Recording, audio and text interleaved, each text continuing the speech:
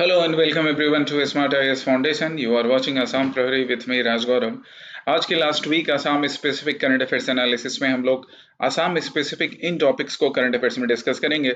इनसे रिलेटेड आपके लिए प्रीलिम्स और मेंस दोनों के प्रैक्टिस क्वेश्चंस होंगे जो आप बाद में अटेम्प्ट करके अपने टीचर्स से इवेलुएट करवा सकते हैं।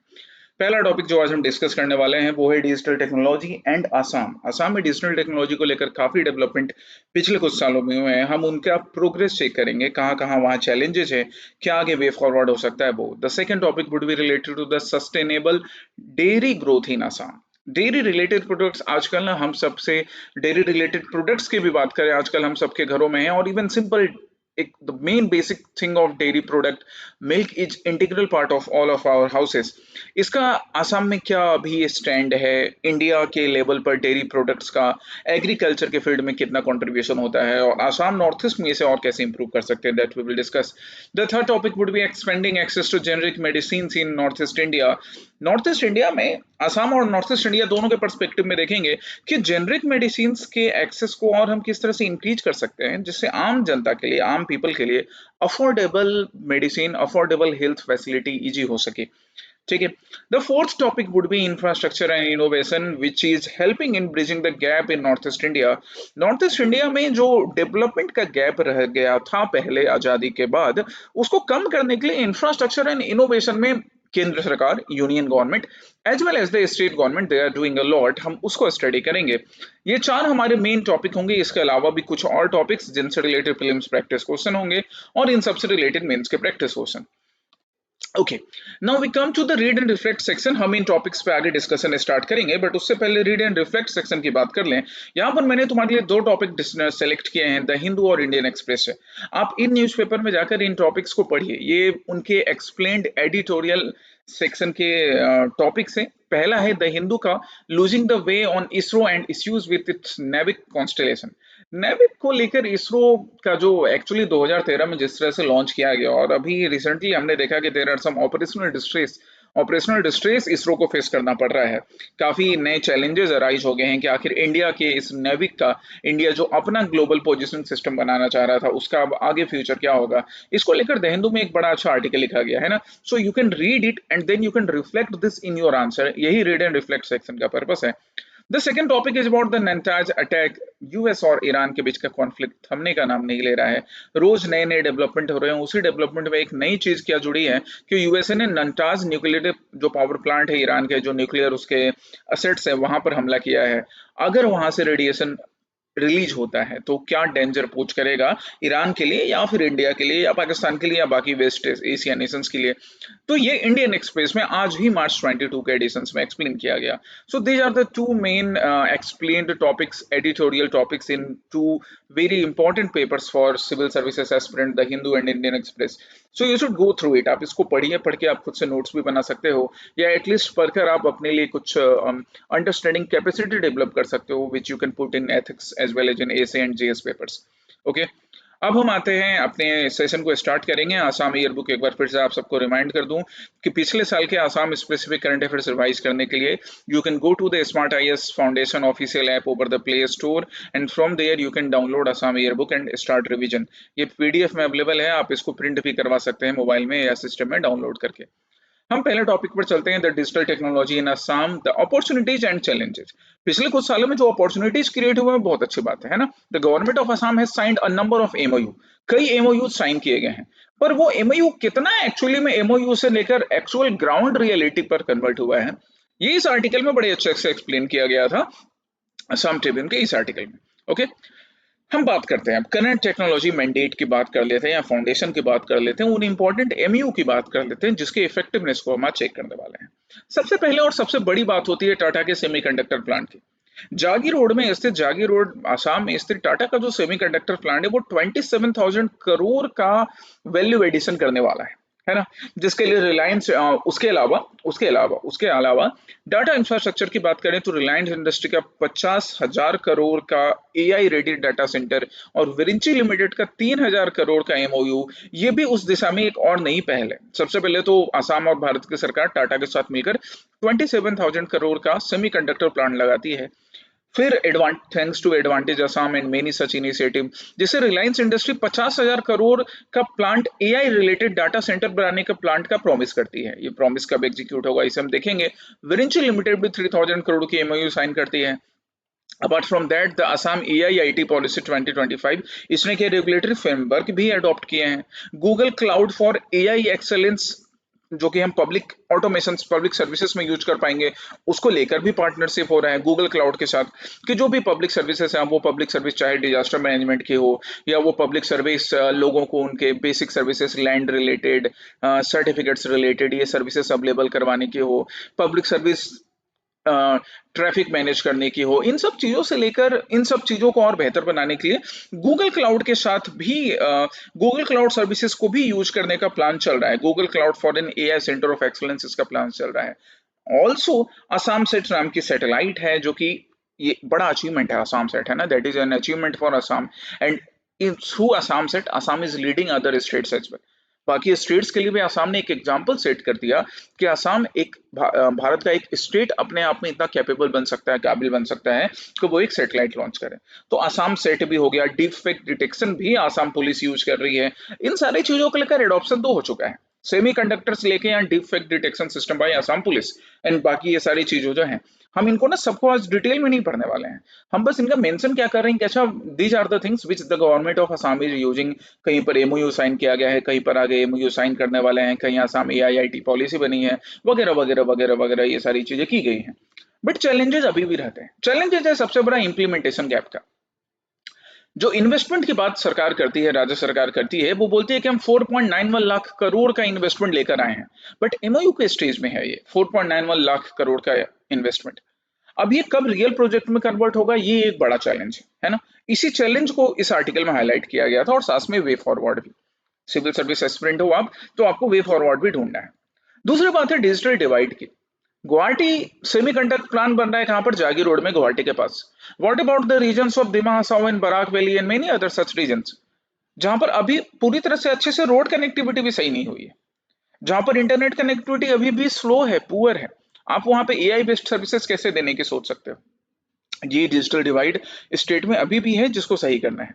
द टैलेंट मिसमैच, हम नई नई इंडस्ट्री लगाएंगे आसाम के अलग अलग कॉर्नर में, बट वहां पर जब हमें लोगों को एम्प्लॉयमेंट देने की बात आएगी तो वो टैलेंट मिसमैच होगा, and the people from other states और people from suppose those who are working in Bengaluru और पुणे और Gurgaon, they would be brought here to work. तो जो टैलेंट मिसमैच है ना, कि जो लोकल टैलेंट है उसको काबिल ही नहीं बनाया जा रहा है स्कूल कॉलेजेस में, तो वो वहां पर जाकर कैसे वर्क करेगा? ये कुछ ऐसे चैलेंजेज हैं, क्रिटिकल चैलेंजेज हैं, जो कि आसाम की सरकार को देखने की जरूरत है। तब जाकर आसाम की सरकार का या भारत की सरकार का जो सपना है कि आसाम नॉर्थ ईस्ट के डेवलपमेंट को और इंडिया का जो एक्ट ईस्ट पॉलिसी उसको लीड करने लायक बने, तो ये सारी चीजें करनी होंगी। हमें एआई सॉल्यूशंस को स्केल अप करना होगा। हम टी पेस्ट प्रिडिक्शन में एआई की बात करते हैं, पायलट प्रोजेक्ट तो यूज कर लेते हैं, बट उसका एक्चुअल इंप्लीमेंटेशन कैसे होगा ये नहीं देखते हैं। हमने एआई पॉलिसी बना ली, डीप फेक डिटेक्शन सिस्टम बना लिया, बट साइबर सिक्योरिटी रिस्क अभी भी एग्जिस्ट करते हैं। And then last but not the least the bureaucratic digitisation. Bureaucratic system अभी भी इतना ज्यादा स्लो बना हुआ है कि वहां पर अभी भी कछुए की चाल से भी स्लो, उससे स्लो सिस्टम आगे चलता है। बहुत सारी चीजें हैं, आप आरटीआई फाइल करते हो, आरटीआई का रिजल्ट मिल जाता है ऑनलाइन, बट एक्चुअली में जब काम करवाने की बारी आती है तो सिस्टम अभी भी वही प्री कॉलोनियल एरा वाले स्पीड से चलता है। So these are some of the challenges which need to be addressed. और इलेक्शन सीजन से बढ़िया क्या बात हो सकती है, कौन सा टाइम हो सकता है जब इन बातों को एड्रेस किया जाए। ठीक है। एंड सो उसके लिए हमारे पास है ये प्रायोरिटीज या एरिया ऑफ एक्शन, आप बता सकते हो, वे फॉरवर्ड बता सकते हो, कि हमें क्या करना है ना, हमें इकोनॉमी स्पेसिफिक एआई इंटीग्रेट करना चाहिए। हम एआई को इंटीग्रेट करेंगे, सरकार ये बात करती है, दैट्स वेरी गुड, बट हम इकोनॉमी स्पेसिफिक या सेक्टर स्पेसिफिक एआई को इंटीग्रेट करें तो एक एक करके अलग अलग प्रॉब्लम्स को सही किया जा सकेगा। जैसे tea and agriculture, tea is one of the tea plantation and other agriculture practices, these are one of the backbone of Assam economy. तो अगर हम टी एंड एग्रीकल्चर सेक्टर के जो चैलेंज है वहां पर एआई का क्या हेल्प हो सकता है, सिर्फ उसको टारगेट करके इंप्लीमेंट करें तो ज्यादा फायदा होगा। कुछ इसी तरह डिजास्टर रेजिलियंसी की बात करते हैं। आसाम सेट से पूरे भारत के बाकी स्टेट्स के लिए आसाम ने एक बढ़िया एग्जांपल सेट किया है ना, आसाम सैटेलाइट लॉन्च करके। बट अभी इस आसाम सैटेलाइट का हम ब्रह्मपुत्रा और ब्रह्मपुत्रा के बारकी ट्रिब्यूटरीज के वजह से जो फ्लड आता है, या फिर अर्बन फ्लड में गुवाहाटी और बाकी जो डिस्ट्रिक्ट्स हैं अर्बन रीजन्स वो अफेक्ट होते हैं, क्या हम वहां पर यूज कर सकते हैं? अगर प्लानिंग ये की जाए तब जाकर बात बने, राइट? अपार्ट फ्रॉम दिस दूसरे भी और हमारे वे फॉरवर्ड है क्या, कि हमें डिजिटल इक्विटी एंड गवर्नेंस को स्ट्रॉन्ग बनाने की जरूरत है, not only in English or not only in Assamese, but we need to include Bodo, Bengali and other local languages as well.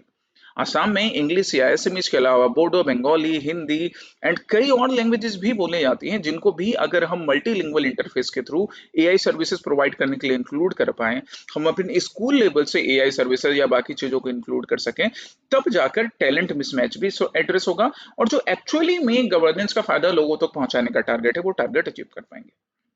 Same this applies to the cyber security and sovereignty. इसके साथ साथ सिर्फ आसाम की government नहीं, union government का भी role important हो जाता है कि यूनियन गवर्नमेंट सिर्फ आसाम को या नॉर्थ ईस्ट को एक रीजनल सेंटर के रूप में ना देखकर एक्चुअली में अपनी एक्ट ईस्ट पॉलिसी का इंटीग्रल पार्ट बनाए। बातें बोलने से ज्यादा और यूनियन गवर्नमेंट को क्या करने की जरूरत है कि सपोज दैट अब data centre is being planned इन गुवाहाटी, तो ये चीज देखा जाए कि ये जो डाटा सेंटर गुवाहाटी में प्लान हो रहा है, अब गुवाहाटी और सपोज मणिपुर के किसी गांव के बीच का ये जो डिजिटल डिवाइड है, गुवाहाटी या आसाम के किसी गांव के बीच का जो डिजिटल डिवाइड है, इसको कैसे एड्रेस किया जा सके। तो ये सारी चीजें कर इन सारी चीजों पर, इन सारे पॉइंट्स पे वर्क करके एक्चुअली में जो हमारे जो अचीवमेंट है, ये जो पार्ट है ना, ये अचीवमेंट भी है, पर ये अचीवमेंट अभी तक एक्चुअली में यूटिलाइज नहीं हुए, दैट्स व्हाई चैलेंज के फॉर्म में एग्जिस्ट कर रहे हैं। अब उनको ना हम इस तरह से progressive sector by sector, step by step address करके ना उनका एक्चुअल यूटिलाइजेशन कर सकेंगे, right? That was the purpose of this article. इस आर्टिकल का पर्पस आपसे ये स्कीम डिस्कस करना नहीं था कि टाटा के सेमीकंडक्टर प्लान को डिस्कस कर ले।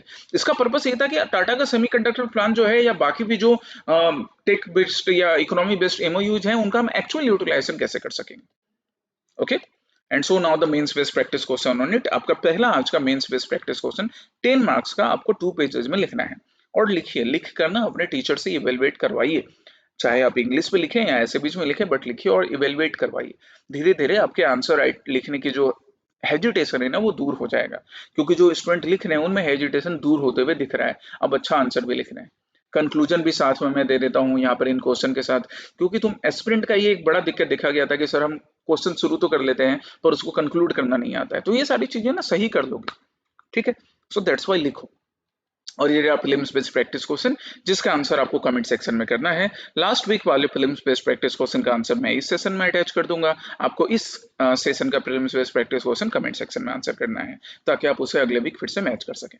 Okay, come to the next topic, the sustaining dairy growth in Assam and India, है ना? यहाँ पे द सेंटिनल का एक बड़ा अच्छा आर्टिकल है दैट आसाम में डेयरी ग्रोथ को लेकर। सबसे पहले तो यहाँ पे इस आर्टिकल ने ये बात किया कि इंडिया में डेयरी सेक्टर कैसे कंट्रीब्यूट करता है, फिर वो ये बोल रहा है कि आसाम और नॉर्थ ईस्ट इंडिया में डेयरी सेक्टर का क्या कंट्रीब्यूशन है, तो आज हम इसी को डिस्कस करेंगे।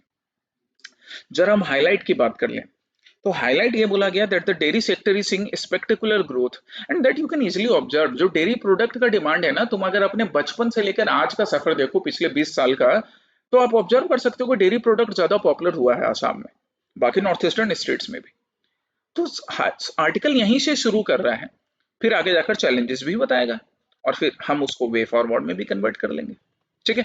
चलिए, सबसे पहले हम करंट इकोनॉमिक सिग्निफिकेंस की बात कर लें, तो dairy sector is providing critical income support to rural house hold.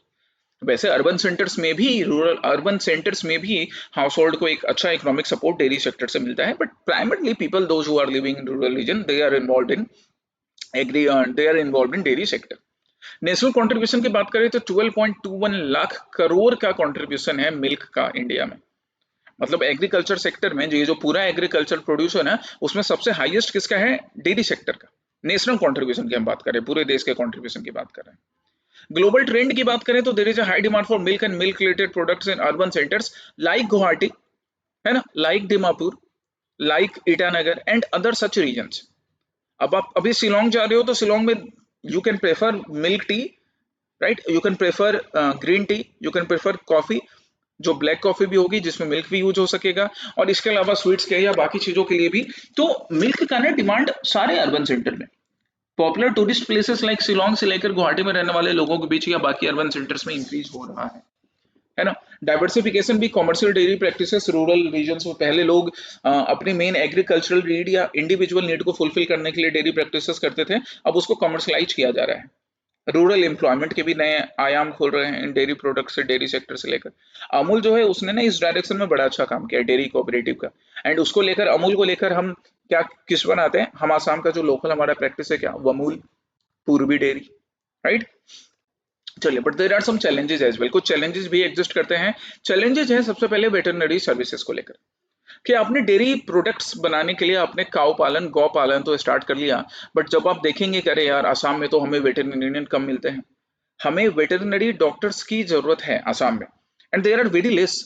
At least at now present में हमको 300 और ज्यादा वेटरनरियन डॉक्टर्स की जरूरत है, 300 मोर, मतलब प्रेजेंट में, ये धीरे धीरे और इंक्रीज होगा।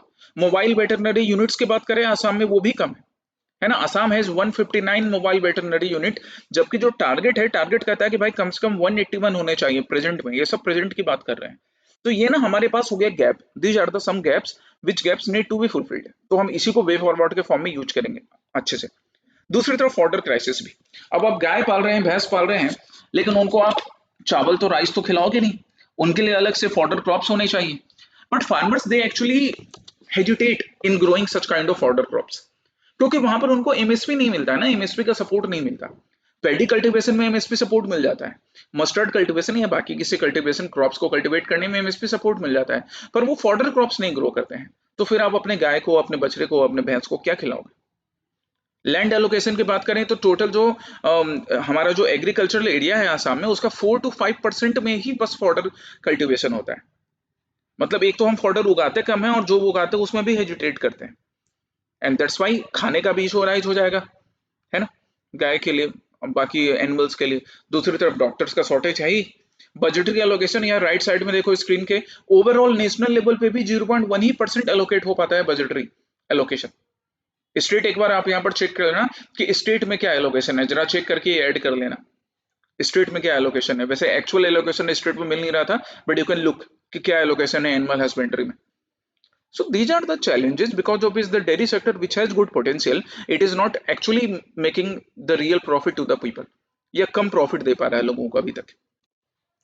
सो now what we can do, election की बात चल रही है, हम इसको पोल मैनिफेस्टो से कनेक्ट कर लेते हैं, कि जिन जिन रूरल रीजन में जहां पर पॉलिटिकल पार्टी जाएंगे वोट मांगने के लिए, they can include in their poll manifesto.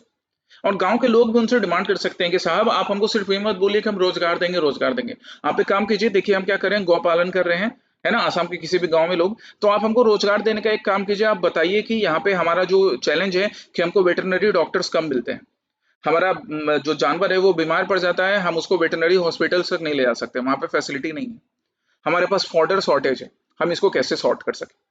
तो ये पोल मैनिफेस्टो में भी अगर लोग जब डिमांड करेंगे ना पॉलिटिकल पार्टी से, तब वो इंक्लूड करेंगे, नहीं तो फिर तो वो जेनरिक स्टेटमेंट हो जाता है हम रोजगार देंगे, कैसे रोजगार देंगे वो पता नहीं। कोऑपरेटिव सेक्टर को स्ट्रेंथन करने की जरूरत है, गुजरात ने इस डायरेक्शन में, महाराष्ट्र और गुजरात ने स्पेशली इस डायरेक्शन में काफी काम किया, जिसको फिर उत्तर प्रदेश में और बिहार में इन सब जगहों पे रिप्लिकेट किया गया है। The same thing is required in Assam, कि आसाम में भी इसे रिप्लिकेट किया जाए, इससे इंस्पायर होकर आसाम में भी ये चेंजेस करने की जरूरत है। The public private partnership that can also be A solution, PPP model पर भी हम जो वेटरनरी सेक्टर या फिर जो डेयरी सेक्टर है उसके चैलेंजेस को एड्रेस कर सकते हैं। हाँ, यहाँ पर एक रिस्क रहता है पीपीपी मॉडल पर, कि जब large private bodies, large private companies introduce होंगी, तो हमारे छोटे छोटे गांव में, जो रूरल एरियाज में बिजनेस करने वाली हमारी जो फैमिली है, उनका इनकम अफेक्ट हो सकता है। Yes, that's a challenge, but वो चैलेंज भी एड्रेस किया जा सकेगा। ठीक है, ये रहे हमारे way forward. And so the next question, one more mains question आपके लिए, एक और मेंस क्वेश्चन हो गया, है ना। यहाँ पर मैंने एमएसपी वाले एंगल को हाईलाइट किया था चैलेंज में भी, और कंक्लूजन में भी मैंने उसको लिखा है ना, ये एमएसपी वाला एंगल याद रखना, कि फॉर्डर क्रॉप कम ग्रो किया जाता है, तो हमारे गाय को खिलाने के लिए फॉर्डर ही कम रहता है। क्यों कम रहता है, उसके पीछे एक रीजन है कि वहां पे एमएसपी सपोर्ट नहीं मिलता है ना, ये चीज याद रखिएगा, ये आपके इंटरव्यू वगैरह के लिए भी और कहीं पर वैल्यू एडिशन में काम आएगा, right. The third topic is related to the generic medicine and its use and its access in Northeast India. Again, the Sentinel has presented a very good articles related to it. हम बात कर देंगे प्रधानमंत्री भारतीय जन औषधि परियोजना की। प्रधानमंत्री भारतीय जन औषधि परियोजना जो कि जेनरिक मेडिसिन के यूज को प्रमोट करने के लिए बनाया गया। But then we see that not just in Assam but in the entire north east India we have very less Jan Aushadhi केंद्र। हमारे पास काफी कम जन औषधि केंद्र है। As compare to national average की बात करें तो हमारे पास जन औषधि केंद्र बहुत कम नंबर में 394 है और बाकी नेशन में 18,000 है। तो दिस इज द चैलेंज। सबसे पहले जरा हम जन औषधि केंद्र के इंपॉर्टेंस की बात कर लें तो जन औषधि केंद्र में ना जो मेडिसिन दिए जाते हैं वो जेनरिक मेडिसिन है जिनकी इफेक्टिवनेस वही होती है जो किसी कॉस्टली ब्रांडेड मेडिसिन की होती है। बट एक्चुअली में उनका जो कॉस्ट होता है वो 50 से 80% तक कम होता है। लोगों के बीच इसको लेकर अवेयरनेस नहीं रहता है, लोगों को इसकी सिग्निफिकेंस मालूम नहीं होती है। कई बार लोग ये भी देखते करे वो मेडिसिन महंगी मिल रही है वो जल्दी असर करेगी, ये एक नॉर्मल माइंडसेट है, हर्ड माइंडसेट। इसको डॉक्टर सही कर सकते हैं, इसके लिए जन औषधि केंद्र बनते हैं कि वो लोगों के बीच अवेयरनेस फैलाएं। तो ये एडवांटेज है जन औषधि केंद्र का, है ना। एज ऑफ जनवरी 31 2026 की बात करें तो 18,255 जन औषधि केंद्र है पूरे इंडिया में। बट नॉर्थ ईस्ट रीजन में बस 394 है।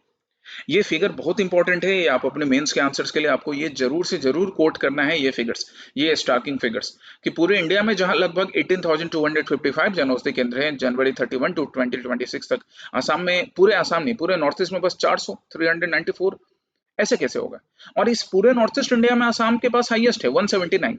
पर यहाँ पर भी बहुत खुश होने की बात नहीं है। 179 जन औषधि केंद्र है और पता है कितने विलेजेज एंड टाउन्स पर? 26,000 विलेजेज हैं around and 214 average village towns हैं। सो आपके पास 26,000 विलेजेज हैं, 214 टाउन है और उसके बाद आपके पास 179 बस जन औषधि केंद्र हैं। That's why the generic medicine are not popular in Assam as well as in north east India, है ना। बाकी नॉर्थ ईस्ट इंडिया स्टेट्स की बात कर ले तो उसके लिए कुछ और भी चैलेंजेस जैसे medical practitioner bias. Most of the time with due respect to all the doctors and their community they prescribe branded drugs. क्या हेजिटेशन है जेनरिक ड्रग्स को लेकर? इसके लिए उन्हें सरकार से बात करनी चाहिए, जेनरिक ड्रग्स बनाने वाली कंपनीज से बात करनी चाहिए, चाहे वो गवर्नमेंट एजेंसी है जो, लेकिन कम से कम आप उसको सजेस्ट तो करें, प्रिस्क्राइब तो करें। क्वालिटी प्रिस्क्रिप्शन नहीं अवेलेबल हो पाना, लो अवेलेबिलिटी।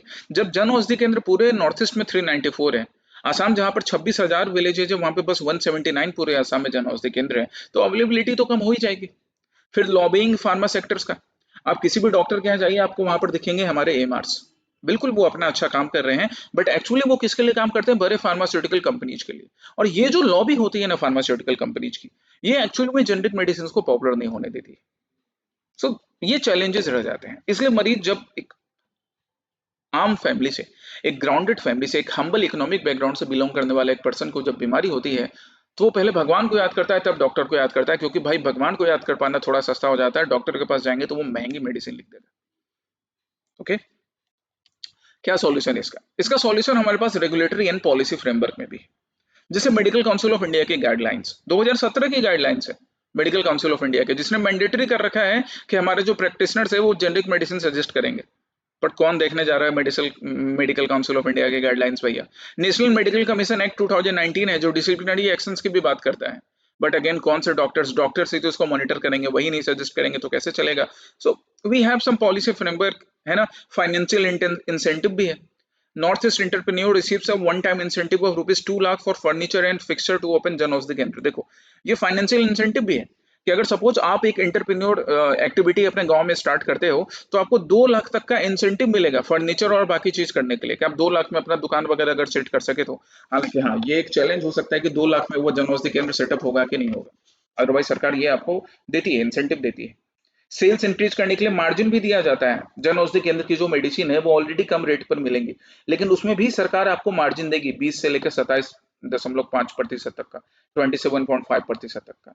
तो ये कुछ सपोर्ट्स हैं, गवर्नमेंट के सपोर्ट्स हैं जेनेरिक मेडिसिन को प्रमोट करने के लिए कि जेनेरिक मेडिसिन के यूज को और ज्यादा एक्सेसिबल बनाया जा सके। तो ये हमारे पॉलिसी बेस्ड मेजर्स थे। अब पॉलिसी बेस्ड मेजर्स में भी वही दिक्कत है कि मेडिकल काउंसिल ऑफ इंडिया है, नेशनल कमीशन काउंसिल एक्ट जो है, इसका इम्प्लीमेंटेशन भी सही से हो नहीं पाता है। तो कुछ और भी वे फॉरवर्ड हमने ऐड किए। क्या ऐड किया हमने? कि हम लोकल लैंग्वेज सर्टिफिकेशन की बात करेंगे। हम जन औषधि केंद्र को और जो हमारे जन औषधि केंद्र से मिलने वाले जो जेनरिक मेडिसिन है ना, हम उसको लोकल लैंग्वेजेस में प्रिस्क्रिप्शन तक पहुंचाएंगे, लोगों को उनके यूज समझाएंगे। गवर्नमेंट हॉस्पिटल्स में सबसे पहले ये करना होगा कि गवर्नमेंट हॉस्पिटल्स में जेनरिक मेडिसिन देनी शुरू की जाए। क्योंकि लोग जिनके पास जो हम्बल इकोनॉमिक बैकग्राउंड्स हैं वो पहले गवर्नमेंट हॉस्पिटल जाते हैं। अब जब वहां पे जेनरिक मेडिसिन का यूज बढ़ जाएगा तो वही ना दवा की दुकानों में भी मिलने लगेंगी, फिर धीरे धीरे प्राइवेट सेक्टर्स में भी, राइट। जो इकोनॉमिक एंटरप्रेन्योर सपोर्ट की बात है, वो एंटरप्रेन्योर सपोर्ट को और ज्यादा बूस्ट करने की जरूरत है। वो एंटरप्रेन्योर सपोर्ट जो है उसको लेकर अवेयरनेस की जरूरत है। अब वहां पे मान लो जैसे 2 लाख रुपए मिल रहे हैं फर्नीचर के लिए और बाकी चीजों के लिए, तो अगर यहाँ पर कहीं शॉर्टेज पड़ रहा है कि नहीं 2 लाख में जन औषधि केंद्र नहीं सेटअप हो पा रहा है, देन राज्य सरकार को और केंद्र सरकार को देखने की जरूरत है। 2 लाख से ज्यादा क्या 2.5 लाख देना होगा, और उसका डिस्ट्रीब्यूशन भी सही से हो। एक्चुअली होता क्या है कि आप जन औषधि केंद्र के लिए इंसेंटिव मांगने गए, 2 लाख में से 1 लाख तो कर्मचारी ले लिया, सरकारी कर्मचारी, तो क्या ही भाई वहां पे जन औषधि केंद्र खुलेगा। फिर वहां पर भी वही स्टार्ट हो जाता है महंगे दामों पर बेचना। तो ये सब कुछ चैलेंजेस हैं जिन चैलेंजेस को डील किया जाना चाहिए इन वे फॉरवर्ड के according. And the third practice question based on it, ये आपका थर्ड प्रैक्टिस क्वेश्चन हुआ। ओके। एक और चीज देखो, ये जो प्रैक्टिस क्वेश्चन मैं देता हूँ तुम्हें ये एक्सप्लेन करने के बाद, तो इन क्वेश्चंस को देखो लिखने का तरीका क्या है। सबसे पहले जैसे हम इस क्वेश्चन को एक बार पढ़ लेते हैं, ऐसा ही सारे क्वेश्चंस में भी है। द सक्सेस ऑफ द प्रधानमंत्री भारतीय जन औषधि परियोजना in reducing out of pocket expenditure depends less on the number of outlets and more on overcoming the trust deficit and regulatory loop holes in the medical ecosystem. एक statement दिया गया कि प्रधानमंत्री भारतीय जन औषधि परियोजना जो है वो सिर्फ नंबर ऑफ आउटलेट कम होने की वजह से नहीं, ट्रस्ट डेफिसिट और रेगुलेटरी लूप होल की वजह से भी एग्जिस्ट करती है। Discuss it with the special reference to north east India. तो सबसे पहले आपको ब्रीफली ना स्टार्ट ऐसे करना है दैट प्रधानमंत्री भारतीय Jan Aushadhi Pariyojana is intended to increase the access of generic medicine for the people. आप उसके लिए थोड़ा सा परियोजना के बारे में बात करेंगे। फिर आप आ जाएंगे कि but actually there are some challenges even related to the number of outlets. And फिर आप बाकी चैलेंजेस पर आएंगे। ये जो बाकी चैलेंजेस थे ना, बाकी चैलेंजेस थे नंबर ऑफ आउटलेट्स के अलावा, कि ये भी बाकी चैलेंजेस हैं, स्पेशली ये जो स्क्रीन के राइट साइड में आपको दिख रहे हैं। और फिर इनको एड्रेस किया जा सकता है, आप उसके लिए वे फॉरवर्ड बताएंगे। इस तरह से आंसर लिखना है स्टेप बाय स्टेप। जिस स्टेप में मैंने तुम्हें एक्सप्लेन किया है उसी स्टेप में आपको ये आंसर लिखना है। ठीक है, ये रहा second prelims based practice question. Screen को पॉज करके या पीडीएफ कमेंट सेक्शन से ओपन करके आप इसका आंसर कर सकते हो। Now come to the fourth last but not the least topic, the infrastructure and innovation to bridge the gap of development in north east India. Assam Tribune का ये एक आर्टिकल, नॉर्थ ईस्ट इंडिया में development gap को bridge करने के लिए भारत सरकार और राज्य सरकार क्या कर रही है उसकी बात, राइट। स्पेशली अभी रिसेंटली ऑनरेबल प्राइम मिनिस्टर की विजिट होती है असम में, एंड एक 47,600 करोड़ का प्रोजेक्ट अनाउंस होता है फिर से। दैट्स रियली ह्यूज, काफी बड़ा प्रोजेक्ट है, दैट्स रियली ह्यूज। चलिए हम developmental infrastructure and strategic connectivity की बात करते हैं इसी 47,600 करोड़ को लेकर। तो ये जो मासिव आउटले है, ये massive outlay railway connectivity, road connectivity है ना, inner land water transport connectivity, electricity availability लोगों तक पहुंच बढ़ाने के लिए, राइट। या फिर जो डिजिटल कनेक्टिविटी है कि आसाम का एकदम कॉर्नर रिमोट एरिया तक वहां पर अच्छी बेटर इंटरनेट कनेक्टिविटी पहुंच सके, क्योंकि इंटरनेट कनेक्टिविटी पहुंचेगी तभी तो सरकार वहां पर डिजिटल सर्विसेज प्रोवाइड कर सकेगी। तो ये इन्हीं चीजों को टारगेट करके बनाया गया है। And that's why developmental infrastructure जो है ना वो इन चीजों पे डिपेंड करता है कि कैपिटल आउटले सही हो, एनर्जी सिक्योरिटी इंश्योर की जा सके, मल्टी मॉडल कनेक्टिविटी हो। अभी पिछले ही आसाम प्रहरी के सेशन में हमने अंडर वाटर टनल की बात की थी कि ब्रह्मपुत्रा के नीचे से टनल कनेक्टिविटी होगी जो ब्रह्मपुत्रा के 2 रीजन्स को, नॉर्थ एंड उसके सदर्न बैंक वाले रीजन को कनेक्ट कर सकेगी। आप वो भी एग्जाम्पल डाल सकते हो, है ना। आसाम प्रहरी के वो पिछले सेशन में डिस्कस किया गया था, but that does not mean कि वो एग्जांपल इस सेशन में नहीं हो।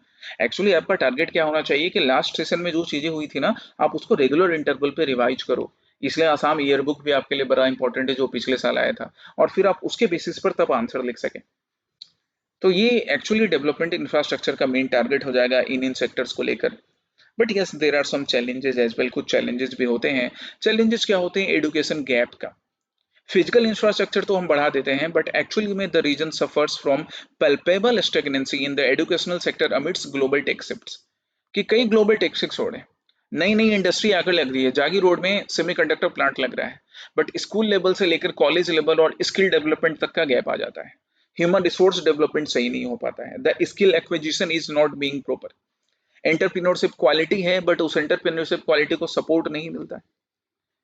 China driven AI models of cities हैं, ग्लोबल बेंचमार्किंग की हम बात कर लें तो China's driven AI model cities as reference for how human resource development can challenge global dominance, that can be learned, that can be a course material, that can be a research material in India as well.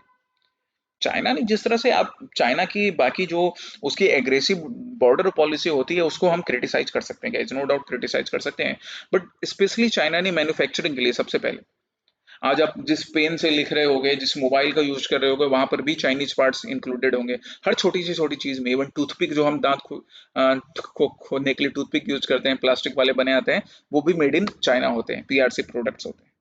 AI model cities भी China ने develop किया, तो that thing should be replicated here in India. अब आसाम की बात कर रहे हैं तो आसाम में रेप्लिकेट कर सकते हैं, सक्सेसफुल एग्जांपल्स उसके, है ना। तो ये कुछ चैलेंजेस हैं जिसको हम ऐसे करके डील कर सकते हैं। उसके और भी कुछ मेजर्स हैं, जैसे rejection of one size fits for all.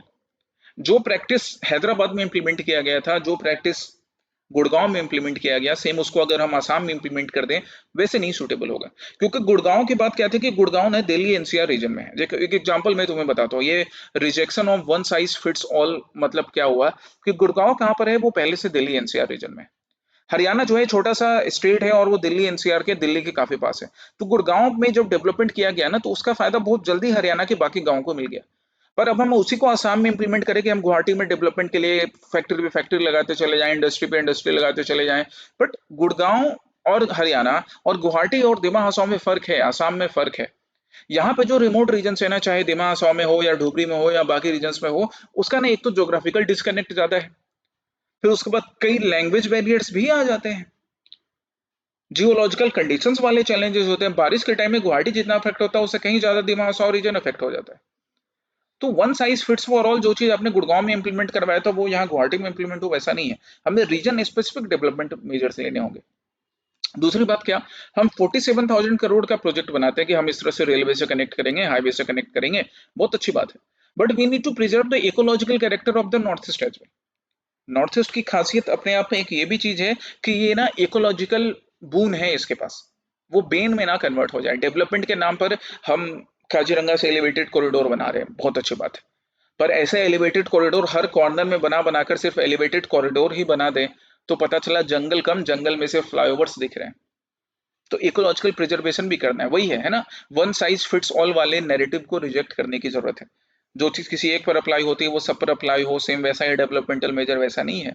Her reason अपने आप में कुछ खासियत रखता है, अपने कुछ यूनिकनेस भी रखता है, कुछ यूनिक चैलेंजेस भी रखता है, and that thing need to be addressed. Global climate crisis भी है, as well as socio cultural safeguards as well. The socio-cultural characteristic of Assam is again different from Pune or Gurgaon or Hyderabad, that need to be preserved while bringing development, while bringing globalization in different regions। कि development भी हो different regions में। हम बार बार दिमा हसाओ या Karbi Anglong reason की बात करते हैं कि वहां भी डेवलपमेंट हो, वहां भी इंडस्ट्री पहुंचे, लेकिन साथ ही साथ उन रीजन्स की जो अपनी एक एथनिक आइडेंटिटी है, एक कल्चरल आइडेंटिटी है, उसको भी प्रिजर्व किया जा सके, राइट। तो इस तरह करके हमें सस्टेनेबल मॉडल में, टेलर्ड मॉडल में, ये हाईलाइट देखो, टेलर्ड मॉडल में एक्चुअली हमें डेवलपमेंट करने की जरूरत है। टेलर्ड मॉडल में, टेलर्ड मॉडल, आप मार्केट में जाते हो अपने लिए कपड़े खरीदने, तो एक जो कपड़ा होता है वो हर किसी के बॉडी पर फिट नहीं होता है। पहले क्या होता था, आजकल तो क्या है कि कई साइज के कपड़े मिलने लग गए हैं तो लोग ट्राई कर लेते हैं। पहले नहीं होता था कि घर में ही दो भाई बहन है, दो सिबलिंग्स हैं, तो जब आप जाते थे टेलर दादा के पास तो वो सबका अलग अलग माप लेता था। तो हमें उसी तरह से अलग अलग माप लेकर आसाम में अगर डेवलपमेंट करना है तो सिर्फ 47,600 करोड़ से काम नहीं होगा। वो 47,600 करोड़ आसाम के अपने unique need and unique challenges के अकॉर्डिंग, यूनिक प्रॉपर्टीज के अकॉर्डिंग इंप्लीमेंट होनी चाहिए। Okay, and this last but not the least mains best practice question, ये आपका 250 वर्ड्स का है। Try to write in 3 page at least. 250 words के क्वेश्चंस एपीएससी में 4 पेजेज आपको दिए जाते हैं, आप इसको कम से कम 3 पेज में लिखने का ट्राई करो। 3.5 में भी आप उसको पुश कर सकते हो, ठीक है, जिससे धीरे धीरे ना आपकी 4 पेज लिखने की कैपेसिटी डेवलप हो जाएगी। Now, one more topic which was mentioned in the reviews related to this champion Mayank Chakraborty, who became the first grandmaster from Northeast India. Wow, very proud moment for him as well as for the people of Assam and Northeast India. So इनसे related एक practice question आपके लिए, prelims based practice question, यहाँ पे mains के question नहीं बनेंगे, prelims based practice question. तो ये न्यूज़पेपर की क्लिपिंग हो गई, आप थोड़ा गूगल जाकर करो, इसी न्यूज़पेपर को पढ़ लो, आसाम ट्रिब्यून का ये आर्टिकल है, या दूसरे भी न्यूज सोर्स को देख सकते हो और इसका आंसर आपको करना है। One more topic about a very special celebration related to Sambudhan Phonglo. है ना, इनकी बर्थ एनिवर्सरी को सेलिब्रेट किया गया। तो इनके क्या कॉन्ट्रीब्यूशन है, इन्होंने क्या कॉन्ट्रीब्यूट किया था, क्यों अभी इनकी बर्थ एनिवर्सरी को सेलिब्रेट किया जा रहा है, आसाम ट्रिब्यून के इस एक आर्टिकल में मेंशन था। इनसे रिलेटेड एक और प्रीलिम्स बेस्ड प्रैक्टिस क्वेश्चन कि शंभुदान फांगलो ने किस तरह से आजादी की लड़ाई में अपना कॉन्ट्रीब्यूशन दिया। This is a prelims based practice question for you. तो ये आपके आज का प्रीलिम्स बेस्ड प्रैक्टिस क्वेश्चन हो गया। मेंस बेस्ड प्रैक्टिस क्वेश्चन जिन जिन टॉपिक में पॉसिबल थे वो मैंने तुम्हारे लिए यहाँ पर प्रेजेंट किया ही है। आप प्रीलिम्स बेस्ड प्रैक्टिस क्वेश्चन का आंसर तो अभी ही कमेंट सेक्शन में करो। ये लास्ट वीक के प्रीलिम्स बेस्ड प्रैक्टिस क्वेश्चन हो गया, आप मैच कर सकते हो। और मेंस बेस्ड प्रैक्टिस क्वेश्चन जो है वो धीरे धीरे एक एक करके ही सही, एक दिन में सारे क्वेश्चंस लिख लो ये पॉसिबल नहीं है, सारे आंसर्स लिख लो ये पॉसिबल नहीं है, पर धीरे धीरे करके ही सही एक वीक में लिखने की कोशिश करो। ठीक है। Apart from this you will find many other videos on smart IAS foundation YouTube channel, like PYQ analysis, like NCERT art and culture video, है ना, उनको भी रेफर कीजिए ताकि आपके बाकी सब्जेक्ट्स की भी तैयारी वैसे ही होते चले। राइट।